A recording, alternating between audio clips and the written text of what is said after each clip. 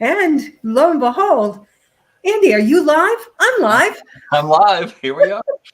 I know, I know. Technology is such a wonderful tool, right? When it works. Yes, exactly. It says we're live, but who knows? For those of you who don't know me, I'm Nancy Zare. I am the sales whisperer.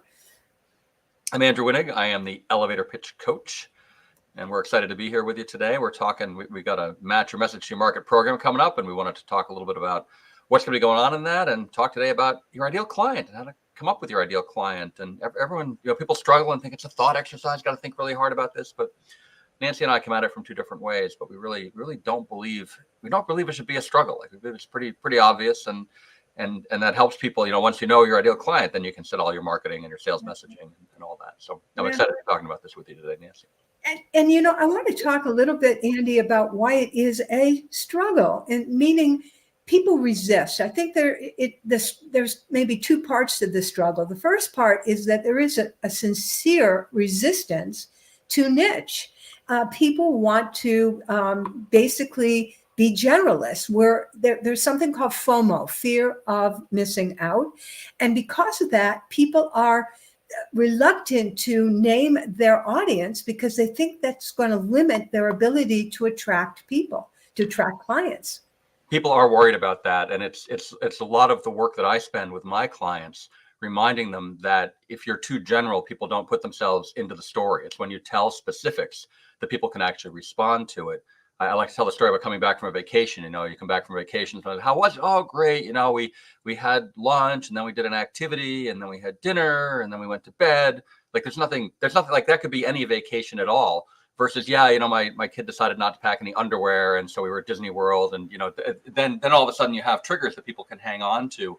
And that starts the conversation. Even if the person hasn't been to Disney World, that still starts the conversation. And I like people to bring that into their business work too, that the more specific you are, the more conversations you'll start.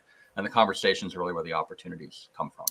Yeah, you're so right, Andy. It's those little moments of amazing, something that's maybe off base, or it could be extraordinary. It doesn't have to be something that went wrong, but it's enough, like you say, to stimulate a conversation. And isn't that what it's all about? Trying to converse back and forth with the other person. It shouldn't be a monologue. No, it can't be. And I mean, when I look back at my career and all the work that I've done, every opportunity I've ever had starts as a conversation. It starts as a conversation. And that's what I like to help people with, is starting those conversations. Like the better you are at starting conversations, the more opportunities you will get. And I agree with you. People have this model in their head that, I have to cast a wide net, and I don't want to rule anybody out. But you have to be ruling people in too. And that's where the specifics come in. And right. And yeah. So, as you indicated about the fact that there's a struggle, I want to talk about the second part of the struggle. So the first part was the resistance to name a specific audience, lest you lose out on, on opportunity. But the second struggle is, oh my goodness, which audience do I choose? And that's where people also struggle. Would you agree, Andy, that there's, again, a struggle in really narrowing down and committing to an audience? Yes, there's absolutely that. And I went through that struggle myself. I mean, the elevator pitch coach, it took me a long time, longer than I'm willing to admit, to become the elevator pitch coach, because there was so much that I wanted to do and so much coaching that I was working on and so many different things. And it did turn out, and it's interesting what you say, right? That people don't want to niche down. And then when it's time to niche down, they can't pick like which one it is. And again, that's part of what we like to help with, both of us from our different sides, is to help people be comfortable with what they're working on. And again, you're not really boxing yourself in. Well, to me, there's two things. You do want to box yourself in, because that's how people remember you, and that's how people send you introductions, right? That's how people think of you when you're boxing. But you want to be boxed in the right way, right? I mean, I agree that you can come up with something that's so specific, or it's too specific, or you can come up with something specific that doesn't bring you the right kinds of opportunities. So there is some work there to decide which one. And again, that's a lot of the work we both do with our clients, is how to decide, so convince people that you do need to be specific. And then how do you be specific? Like that is something people struggle with, and something I help people with. And I know you help them with that too. It's like, and it's amazing to me that it's so counterintuitive, but once you're specific, I get emails every week from my clients. Like, I can't believe it. Like this other thing, I went to this event, and like I have these contacts, and Yeah, I mean, when you're specific, it's counterintuitive, but it does work. It really does work. And, Andy, I had just myself an opportunity this very week to take a look at my being specific versus being a generalist. And what happened is I'm involved in a 5-day challenge to start a newsletter. And I decided to take up this challenge. And so then I had to think, well, who is my audience? I know my message. My message is about unconventional or untraditional, non-pushy sales strategies and conversations. So I knew what I wanted to share with people, but who was that audience? Because there's so many people that could benefit from good sales conversations. And I was hedging and hawing. I finally got to Private Practice Pointers as the name of my newsletter. But Andy, I hesitated to say whether it was for attorneys, for consultants, for coaches, or for some other group. And so I did commit, and I'll tell you how I figured it out. I actually did a quick little survey or research on the web as to numbers of people in these occupational categories. And I decided to go with the largest number.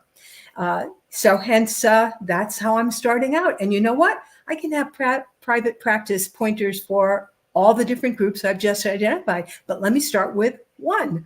Right.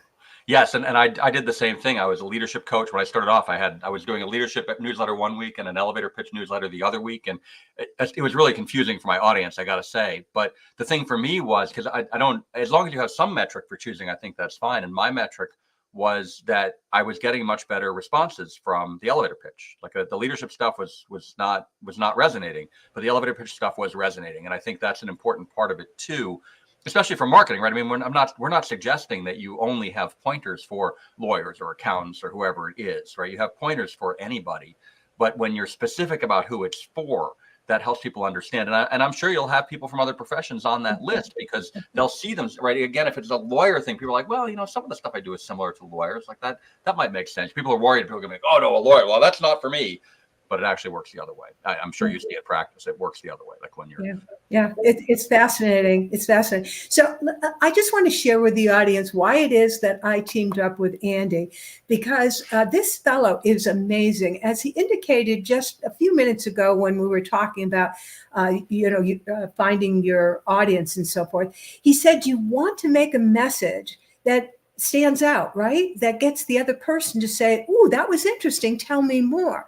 And that's the reason why I've chosen to work with Andy. He is very gifted at listening to who you are, what you're about, what your message is, and then narrowing down and finding the words that absolutely capture, compel, resonate, attract that audience. And that's the reason why I'm so excited, Andy, that we've teamed up to do this program called Match Your Message to Your Audience.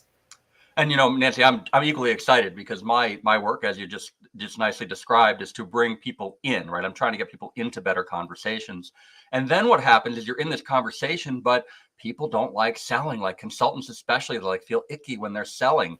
And this is what Nancy works on. She has a way of breaking down what you're doing. And so it doesn't feel icky. It doesn't feel salesy, right? It feels like you're working with them and a consultant to them. And I really love her approach to this. So it's kind of the two sides of the coin, right? In our Match Your Message to Your Market, we're going to talk about how to bring people into the conversation. And then Nancy's going to talk about how to move the conversation forward so that you get more clients. Like that's what we're doing. And it's a really nice 1-2 punch. And it's been really exciting to see how, again, we take kind of a similar approach to two different problems, but the problems are both conversational problems, right? We're trying to get people into your circle and then trying to get them into your client circle.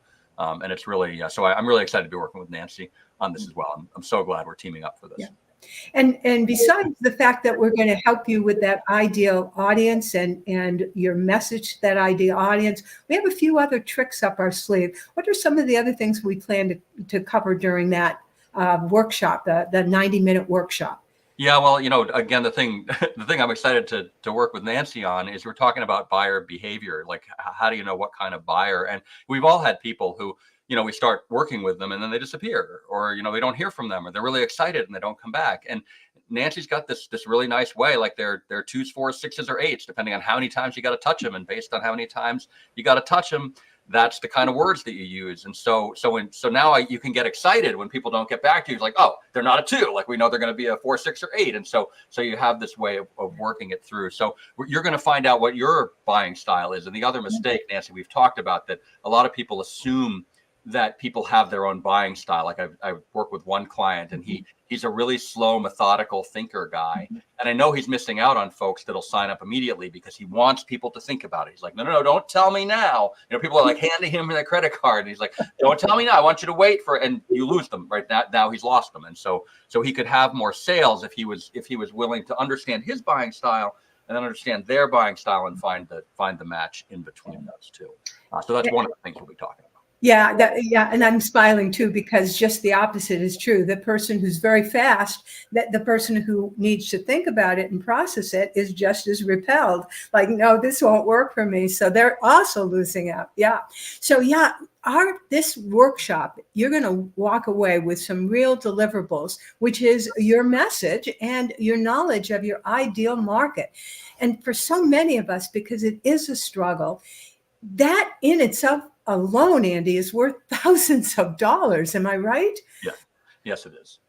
Yeah. So, I mean, think about what one client is worth to you, right? I mean, that's I know. And so, yeah, there is a small fee attached to the workshop. It's really quite affordable. 90 minutes in less than $90. So, and Andy, I think you've got the link there. How about you go ahead and post it? I don't know if I can post it to the live. Yeah, you can post it to the live. It'll still carry through on our comments. We can always repost it too. Put it in the chat, you're saying? Yeah, put it in the chat, just in, so that when people are listening to the replay, they know where to find it. And so we are excited. This is Wednesday. Is it a Wednesday? I think it is Wednesday, April 18th. It is, yes. Is that when we've chosen to do? No, I think that's no, it's the 17th. That's why it's a Wednesday. Yes. Okay, it's Wednesday, April 17th. We're doing it from 11:30 to 1 o'clock Eastern time. We planned it so that those of you who want to take a lunch break, hey, guess what? It can be a working lunch. And not only will you enjoy your meal, you're going to get some real value from hearing and working on your match your message to your audience. Any last thoughts? I know we're really looking forward to working with people. And again, you're going to come out with your message intact, right? We will work on what the messaging is and what your buying style is. And you will know all that by the end of these 90 minutes. So it's really a working session, and you're going to come out with a lot of value from it. Anyway, Andy and I can't wait to work with you in person. And we're going to sign off now. To your sales success, Nancy Zare, LinkedIn Whisperer.